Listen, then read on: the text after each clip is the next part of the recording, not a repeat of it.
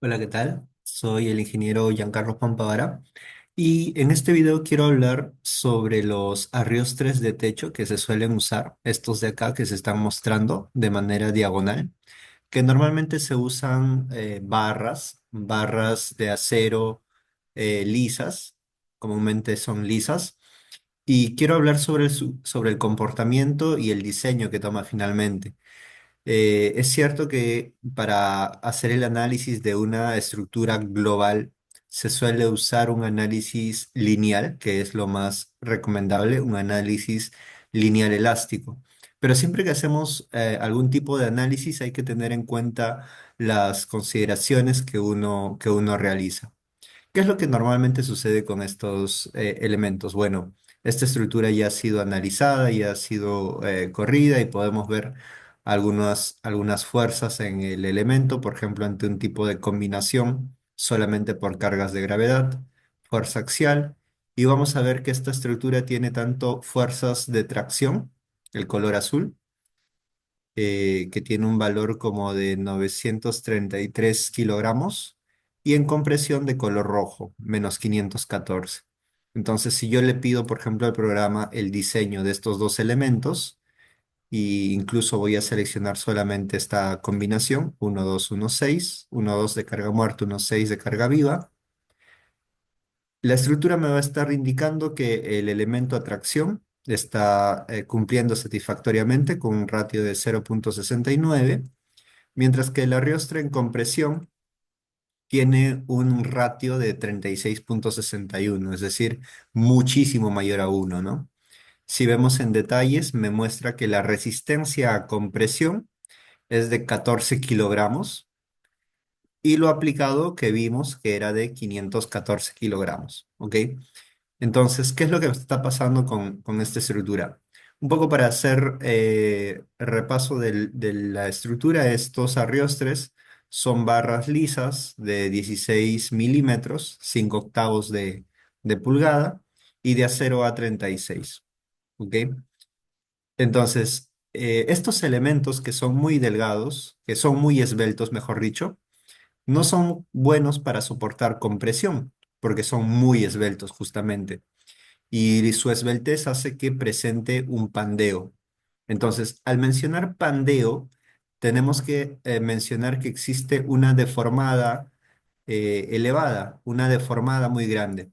Si mostramos quizás la deformada, bueno, quizás no se note en este caso el pandeo que debería sufrir este elemento, pero justamente hablar de ese pandeo que puede suceder es que estamos saliendo del tipo de análisis que estamos realizando.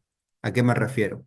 Si bien es cierto que estos de acá, estos arriostres, se usan comúnmente, se puede ver acá que se está usando en el techo de una estructura de manera diagonal, cuando ocurre una pequeña fuerza de compresión, una fuerza de compresión que como hemos visto, su límite es de 14 kilogramos. Cuando ese elemento se encuentra sujeto a compresión, este elemento, en lugar de resistir la compresión, se comienza a pandear, comienza a producir un arco. Ese arco, la deformación de ese arco, la rotación que se produce respecto a su posición inicial, es lo que provoca que este elemento en realidad no resista la fuerza de compresión. En tracciones funcionan bien. Si el elemento se estira, el elemento soporta bien, ¿ok? Tiene una resistencia. Pero en compresión, la resistencia se reduce enormemente debido a la esbeltez, es decir, a la longitud respecto a la sección que tiene el elemento, que es una sección muy pequeña, ¿ok? Entonces, volvamos al punto. ¿Qué tipo de análisis se suelen hacer para las estructuras? Un análisis lineal elástico. Partamos de ahí. ¿Por qué se hace un análisis lineal elástico? Esto incluso se recomienda en algunas normas, como la norma E030, que es de análisis sísmico, y los tipos de análisis que se suelen realizar, que es el análisis estático o el análisis modal espectral, nos dice que el análisis se hace considerando un comportamiento lineal y elástico con las solicitaciones reducidas. ¿Ok? No hablemos del tiempo historia, que el tiempo-historia en realidad no es un tipo de análisis de diseño, sino que es un análisis con fines de verificación, justamente como lo menciona acá. No se suele diseñar con ese tipo de análisis, sino que se suele hacer verificaciones, ¿ok? Entonces, lo que se suelen usar para diseño comúnmente es el estático o el dinámico modal espectral, y ambos se mencionan que debe tener un comportamiento lineal y elástico. ¿Cuáles son las suposiciones de un análisis lineal elástico? Las suposiciones de un comportamiento de un análisis lineal elástico se basan en las siguientes hipótesis. Disculpen en este momento que les esté mostrando en realidad un resultado generado por la inteligencia artificial. No me tomaba el tiempo de buscar quizá un libro de mecánica, pero en realidad son estos tres los conceptos del análisis lineal elástico. El primero es un comportamiento lineal elástico, que se considera que los materiales que constituyen la estructura se comportan de forma lineal y elástica, es decir, que se mantienen en un rango lineal. El segundo es un equilibrio de la estructura sin deformar. La estructura sin deformar se encuentra en equilibrio. Y el tercero es que que los efectos de segundo orden son despreciables. Se desprecian los efectos de segundo orden. ¿Qué quiere decir estos últimos dos puntos? Quiere decir que ante las fuerzas que nosotros analicemos la estructura se puede todavía analizar en su posición inicial. Es decir, si esta es la estructura antes de colocar las cargas, luego de colocar cargas de gravedad o de viento o sísmicas, las deformaciones todavía son tan pequeñas que podemos analizarlas en su estado inicial, ¿ok? Que podemos analizar la transmisión de fuerzas en su estado inicial. Sin embargo, justamente por lo que he dibujado acá, de la deformada de este elemento, podemos ver que su posición inicial va a cambiar bastante debido a las fuerzas de compresión. Entonces, la hipótesis de un análisis lineal elástico para estas barras esbeltas no es del todo cierto, ¿ok? Y justamente porque estamos haciendo un análisis lineal elástico, es que este elemento me muestra esfuerzos de compresión, fuerzas de compresión. Esta fuerza de compresión no debería existir en este elemento. Este elemento, debido a su esbeltez, no es capaz de soportar un esfuerzo de compresión. Calculemos su esbeltez. Voy a abrir un archivo de MATCAT y calculemos la esbeltez. ¿Cómo se mide la esbeltez según la norma AISC 36016? La esbeltez de los elementos a compresión del capítulo E para secciones de barras, que está en el punto E3. Bueno, en el E2 hablamos de la longitud efectiva y la esbeltez se calcula como la longitud efectiva dividido entre el radio de giro. La longitud efectiva se calcula como un factor K por la longitud del elemento y el radio de giro es propiedad de la sección. Y esta es una recomendación que preferiblemente no debe exceder 200 para que no se considere esbelto. ¿Ok? Entonces calculemos este valor. La longitud de este elemento, podemos tomar el dato por acá. A ver, esto de acá tiene como 5,93 metros. 5,93 metros.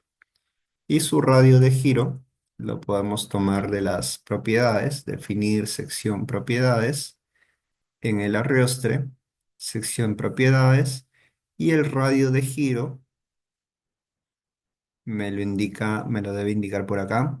Ah, ok, el radio de giro es la raíz cuadrada de la inercia entre el área, que podría sacar esta inercia, dividirla entre el área, pero también la puedo obtener acá, si no me equivoco, en el diseño que realicé. Puedo darle clic derecho, detalles, y acá me debe indicar el radio de giro. Acá está el radio de giro. Voy a cambiar las unidades en milímetros, quizás sea mejor. El radio de giro es 4 milímetros. ¿Ok? Entonces voy a poner el radio de giro en 4 milímetros y la longitud en milímetros también. 5.930 milímetros.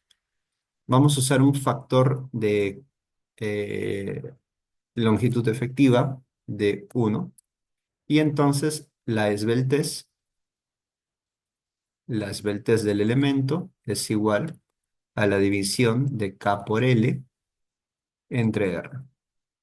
Eso sale como 1482. Es un elemento muy esbelto, mucho mayor a 200. ¿Y qué nos dice la norma para elementos esbeltos? El capítulo E me dice elementos sin esbeltez, elementos esbeltos. Los elementos esbeltos de tipo barra no soportan ninguna compresión. Podemos soportar compresiones si fuesen elementos no esbeltos. Si la esbeltez no pasa de 200, podríamos calcular una magnitud de su resistencia a compresión. Pero el elemento es no esbelto. Perdón, en este caso mi elemento es esbelto y incluso acá me lo dice, el K por L entre R es mayor a 200, entonces no debe soportar compresiones. Y justamente acá vemos que soporta 514. Entonces deberíamos quitar esa propiedad para el análisis. ¿Cómo se realiza esa acción? Primero hay que seleccionarlo, hay que seleccionar el elemento que sabemos que no puede soportar compresión y este también, a pesar de que está contracción, deberíamos seleccionarlo, ir a las opciones de asignar, frame, y acá hay una opción de límites de tensión y compresión. ¿Qué se debe hacer ahí? Seleccionar e incluir un límite de la compresión. Y el límite es que su valor debe ser cero. No pueden soportar esfuerzos de compresión. Le damos OK. Con eso se le ha colocado una propiedad a estos elementos de que no pueden soportar compresión. Cuando yo haga el análisis, todavía me va a aparecer esfuerzos de compresión. Hagamos el ejemplo. Y si vemos la fuerza axial, perdón, ok, ya me ha quitado acá los esfuerzos axiales porque yo ya he hecho acá un cambio de load cases, que el caso de peso propio, el caso de carga viva y de la sobrecarga permanente o la carga permanente sea de tipo no lineal. ¿Ok? Eso era lo segundo que quería mencionar. Si estos de acá, vamos a hacerlo como en realidad debería estar. Vamos a hacer load pattern, perdón, definir load cases. Vamos a cambiarlo a caso lineal, como está por defecto en realidad. El caso de la sobrecarga también, a un caso lineal. Y el caso de la carga viva también. Ok, entonces, la única variación que he hecho de un análisis convencional vendría a ser colocarle a esto la propiedad de límites. Ok, estos dos elementos todavía están con la propiedad de límite. No tiene un límite a compresión, o bueno, tiene un límite a compresión igual a cero.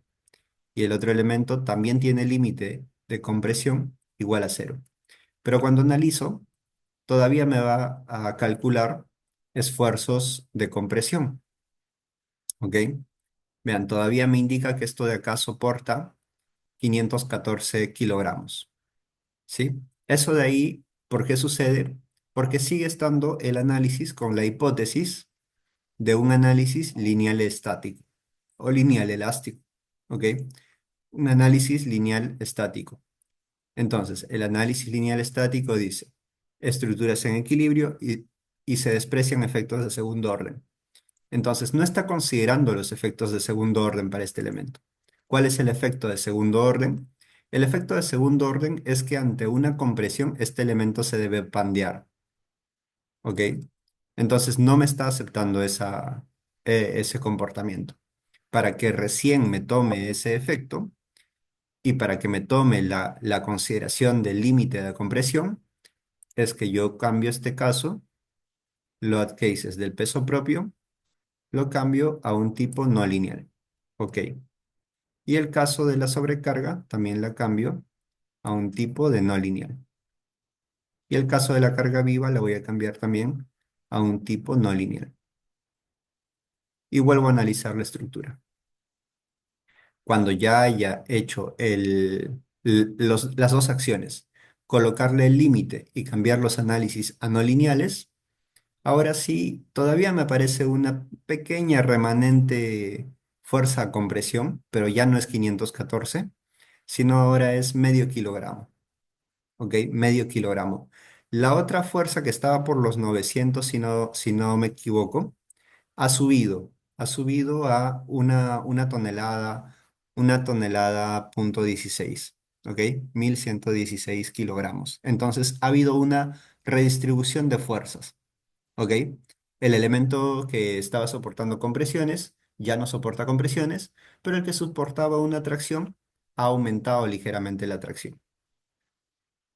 Entonces, si yo vuelvo a tomar estos dos elementos y pido ahora un análisis, perdón, un diseño de la norma por esta combinación, ahora ya no me indica rojo, sino que me indica un valor, un esfuerzo de ratio a compresión de 0,55. Esta paréntesis compresión me dice 0,55. ¿Sí? Todavía es un elemento esbelto y la esbeltez no es una restricción, como lo estábamos viendo acá, como lo estábamos viendo en el AISC. La esbeltez no es una restricción, la esbeltez es una recomendación. Preferiblemente no se debe exceder 200. Por eso es que me permite diseñar elementos esbeltos. Me da valores con los que yo puedo diseñar elementos esbeltos, pero me dice preferiblemente no excedas 200. Puedes incluso diseñar elementos esbeltos, pero es una recomendación no pasar de 200. ¿Ok? Es mi elemento esbelto, pero todavía soporta bastante. Tengo una fuerza aplicada de... Incluso el ratio axial es cero. Este es un ratio por flexión. Flexión en la dirección. Es debido a la flexión al peso propio. A la fuerza axial, digamos que es cero, porque es una fuerza muy pequeña y soporta 14 kilos. ¿Ok? Mientras que el de tracción ha subido un poco. El ratio anterior no recuerdo cuánto es, pero el de ahora probablemente ha subido a 0,74. ¿Ok? Entonces, ese tipo de análisis, ahora, un punto aparte acá. ¿Qué es lo que quiero mostrar con esto? Lo que quiero mostrar es que si quisieran mostrar el diseño propio de una barra compresión, deberían hacer todo esto, ¿no? Deberían asignar al frame, deberían asignarle un límite y cambiar nuestros casos a un caso no lineal. Pero eso no es recomendable por lo siguiente.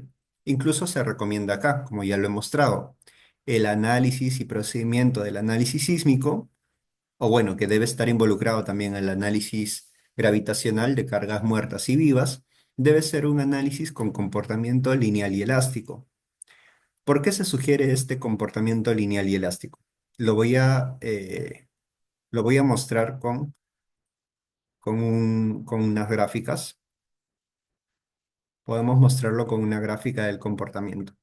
¿Qué es lo que pasa cuando nosotros hacemos un análisis sísmico? Y normalmente el análisis estático queda muy restringido, ¿no? No es apto para todas las estructuras. No es apto para toda estructura. Mientras que el análisis modal espectral es el más aceptado. El análisis modal espectral es el más aceptado. ¿Y qué hacemos en el análisis modal espectral? Tenemos lo siguiente. Tenemos una gráfica de espectro de demanda que viene a ser algo como lo siguiente, ¿no? Tenemos una platea, tenemos una degradación y luego viene otra degradación en el periodo. Acá tenemos periodos y acá tenemos pseudoaceleraciones. ¿Y de dónde viene nuestra fuerza de diseño? La cortante basal, la cortante aplicada a un edificio o a un almacén en este caso. Si viene por acá la fuerza cortante, ¿de qué es función esa fuerza cortante? Esa fuerza cortante sabemos que es función de lo siguiente, ¿no? Un sux entre R por el peso. ¿Dónde interviene entonces este valor del periodo? Acá, ¿no? En el valor del coeficiente de amplificación. Ese de ahí está en función del periodo y de ahí Y también por acá sale todo el valor de la pseudoaceleración. Entonces, cuando nosotros hacemos un análisis lineal elástico, nos sale un valor de periodo, ¿ok? Nos sale un valor de periodo, digamos por acá, un periodo uno, un periodo uno. Y para ese periodo uno tomamos una pseudoaceleración, ¿ok? Con esta pseudoaceleración calculamos una fuerza cortante basal. Esta fuerza cortante basal finalmente se traduce en diagramas de corte o diagramas y los diagramas de corte en diagramas de momento, ¿ok? ¿Sí? Se termina traduciendo en diagramas de corte, finalmente fuerzas, ¿ok? Fuerzas en la estructura. Este valor del periodo salió de un análisis lineal elástico, que es lo recomendable. Lineal elástico, que es lo recomendable. ¿Qué pasa cuando yo hago un análisis no lineal elástico? Cuando yo hago un análisis no lineal elástico, le permito a la estructura poder tomar el análisis en una deformada, en la deformación de la estructura. Es decir, es una estructura más flexible. Como es más flexible, el periodo aumenta. Ahora voy a calcular un periodo 2. Ese periodo 2 es de un análisis no lineal, de un análisis no lineal. Por haber hecho un análisis no lineal que considere variación geométrica, tengo una pseudoaceleración menor. Tengo una pseudoaceleración menor. Si tengo una pseudoaceleración menor, tengo una cortante menor. Si tengo una cortante menor, las fuerzas de diseño, las fuerzas de diseño son menores. Si las fuerzas de diseño son menores, puedo estar subestimando el caso sísmico, que es bastante importante. Si lo estoy subestimando, puede que venga un sismo y en realidad exista esta fuerza de acá y no esta que he calculado por un análisis digamos, más refinado, más detallado. Entonces, por ese motivo es que es recomendable en diseño hacer un comportamiento lineal elástico, que es un poco más rígido, me da periodos menores, me da pseudoaceleraciones más altas y finalmente una fuerza de diseño más conservadora, digamos. No quiere decir que por haber realizado un análisis no lineal sea un mejor modelo o sea un modelo más preciso. Que en realidad se está haciendo es finalmente solamente subestimar el caso sísmico. ¿Ok? Por lo tanto, nuevamente, ¿a qué es lo que he querido llegar? Que probablemente no sea lo mejor hacer estas propiedades o estos cambios, pero sí tener en cuenta qué es lo que sucede en la estructura y por qué me está indicando una falla.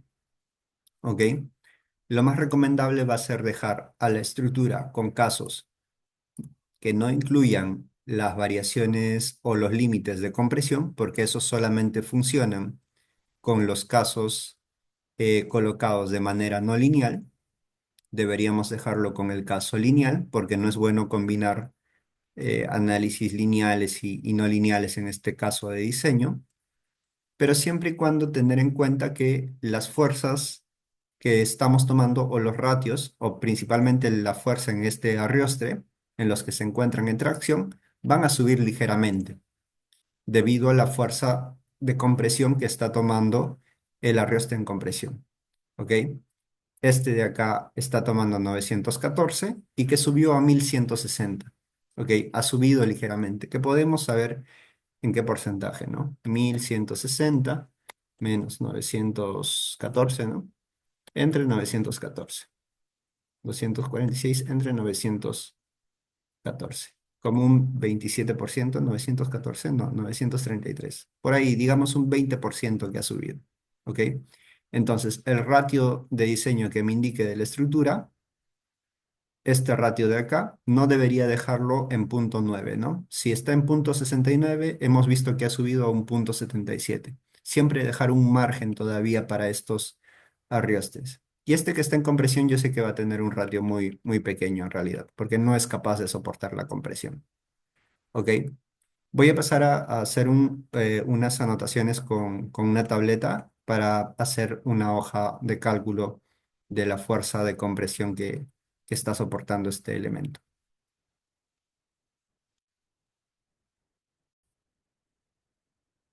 Bueno, en este video me estoy concentrando en los arreostres de barras que usamos debido a la esbeltez que tienen, como hemos visto, debido a fuerzas de compresión. Y me estoy centrando en la fuerza de compresión, ¿no? Que se produce un pandeo, que se pueden usar tanto en arreostres de techo, como también se usan en ocasiones en arreostres verticales, en arreostres laterales, que estos lo habrán visto en las estaciones del Metropolitano, por ejemplo, donde los arriostres pueden pandearse y ante una tracción en realidad no van a tener ese inconveniente. ¿Ok? Acá he preparado, por ejemplo, una gráfica que pueden ver. Si el elemento, vamos a verlo desde el inicio en realidad, desde el elemento largo. Si el elemento es largo, la fuerza de compresión que resiste es baja y las rotaciones altas. Si el elemento es más corto, la resistencia a compresión que soporta es mayor. ¿Ok? El elemento largo se producen rotaciones. Elemento corto soporta, no hay rotaciones grandes, pero llega un límite en que ya no soporta. Elemento largo, elemento corto. ¿Ok? Entonces, eso se produce debido a la esbeltez. Si el elemento es largo, la fuerza axial que soporta es pequeña. Si el elemento es corto, la fuerza axial que soporta puede incrementar debido a que su esbeltez baja. ¿Ok? ¿Cómo podemos comprobar eso? Podemos hacer una hoja de cálculo para estas fórmulas, ¿ok? Donde deberíamos calcular la fuerza a compresión. Esta de acá es la fuerza a compresión y estas de acá son las fórmulas, ¿ok? Vamos a tomar, por ejemplo, la longitud del elemento. Normalmente estos elementos, el factor de K de su factor de rigidez es 1, ¿ok? Y es porque se forman de extremo a extremo en un arco. Hay otros elementos como una columna, por ejemplo, empotrada en las dos posiciones, donde no se deforma de manera así, sino que se deforma algo como esto, ¿no? Algo como eso.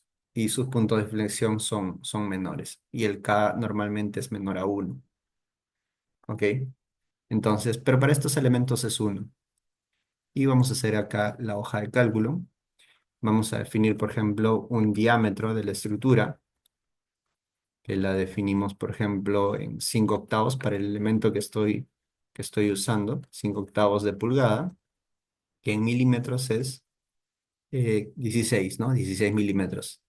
El área del elemento es un factor para la fórmula, el AG, vendría a ser pi entre 4 por el diámetro al cuadrado, por el diámetro al cuadrado.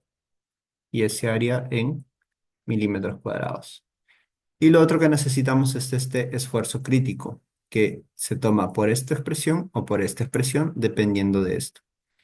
LC ya lo tenemos, LC vendría a ser solamente L por K. Vamos a escribirlo por acá.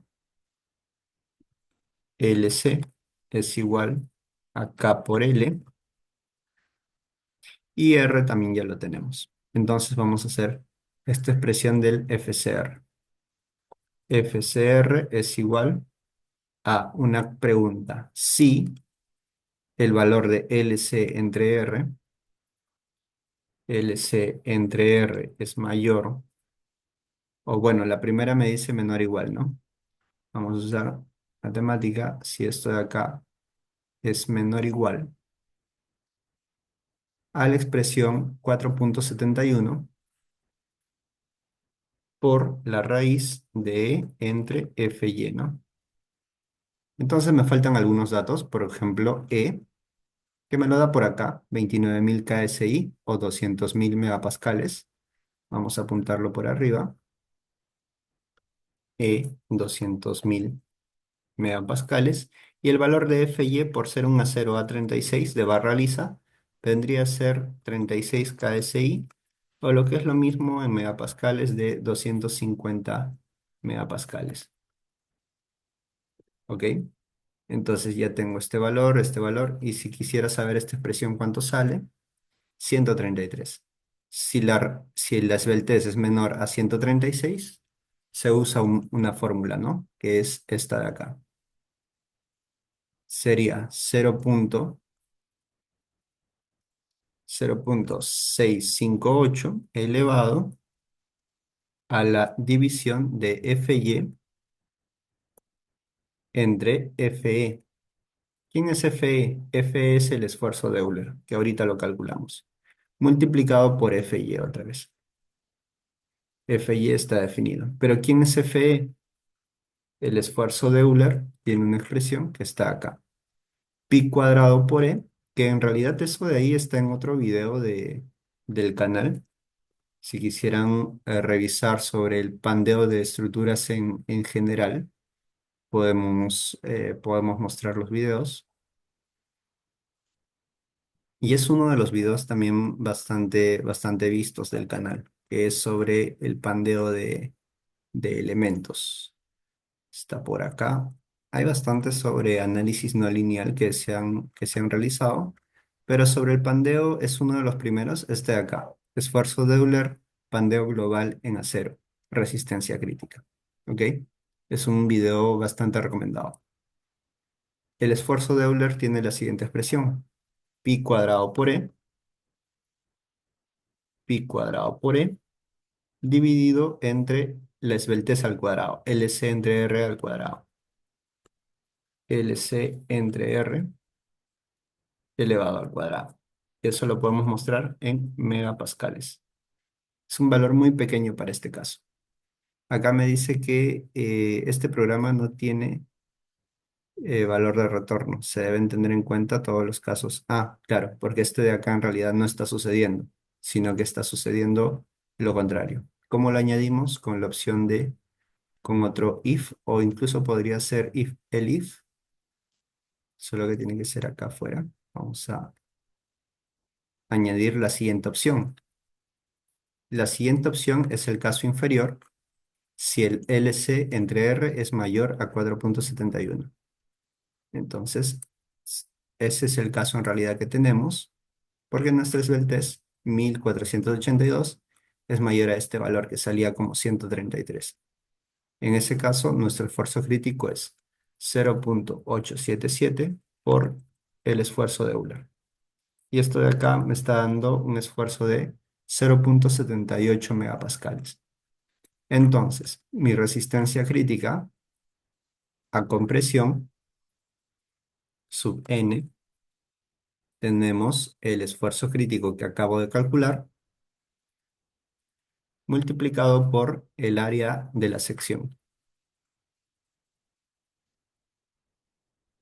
Y eso lo puedo mostrar en kilogramos, 15.89 kilogramos. Pero esto necesita un factor de seguridad,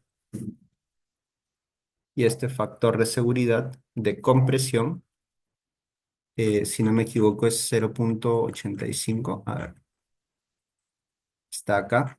A compresión, miembros a compresión para la norma E0, perdón, para la norma ASI 36016 es 0.9. Entonces, este valor de compresión, lo vamos a apuntar por acá, es igual a 0.9.